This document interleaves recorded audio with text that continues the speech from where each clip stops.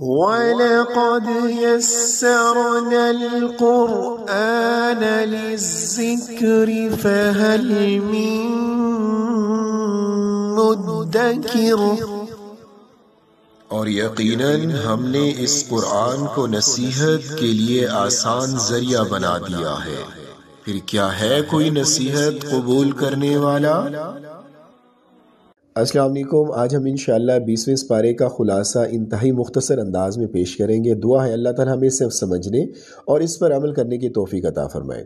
آپ جب تراویح پڑھنے جایا کریں، آپ خود ڈسکرپشن سے اس کو پڑھ کے جایا کریں۔ اگر آپ نہیں پڑھنا چاہتے تو 5 منٹ کا یہ کلپ سن کے جایا کریں، انشاءاللہ آپ کا ایمان تازہ ہوگا۔ اس پارے میں 3 حصے بیان کیے گئے ہیں۔ نمبر 1 سورۃ نمل کا بقیہ حصہ، نمبر 2 سورۃ قصص مکمل، نمبر 3 سورۃ عنکبوت ابتدائی حصہ۔ سورۃ نمل کے بقیہ حصے میں 2 باتیں ہیں۔ توحید کے 5 دلائل ہیں، آسمان و زمین، بارش اور کھیتیوں کا خالق اللہ ہے۔ نمبر 2 زمین، نہریں، پہاڑ اور سمندروں کا نظام وہی چلاتا ہے۔ نمبر 3 مجبور، بے بس، بیمار کی پکار اس کے علاوہ کوئی نہیں سنتا۔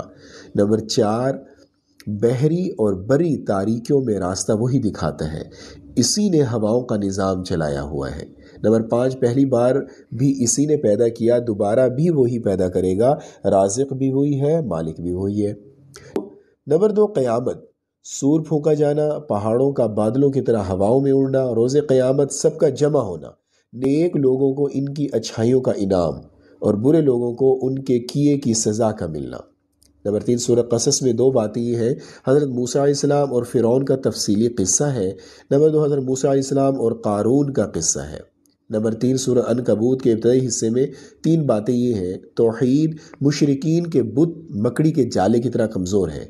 نمبر 2 رسالت، آزمائش من جانب اللہ ضرور آتی ہے، اس ضمن میں چند انبیاء کرام کے قصے مذکور ہیں۔